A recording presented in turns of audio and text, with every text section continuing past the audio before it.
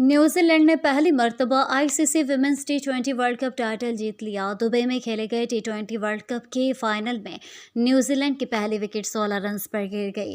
پھر سوزی بیٹس نے 32 اور ایمیلیا کیئر نے 43 رنز کی شاندار اننگز کھیلی۔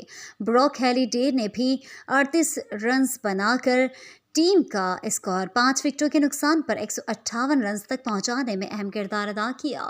جنوبی افریقہ نے نون کولوگلے کے 2 کھلاڑیوں کو آؤٹ کیا۔ ہدف کے تعاقب میں جنوبی افریقہ کے اوپنرز نے ٹیم کو 51 رنز کا آغاز فراہم کیا، لیکن پہلی وکٹ گری اور پھر وکٹیں گرتی چلی گئیں۔ کپتان لاورا 33 رنز کے ساتھ نمایاں اسکور رہے اور ٹیم مقررہ 20 اوورز میں 9 وکٹ پر 126 رنز بنا سکی۔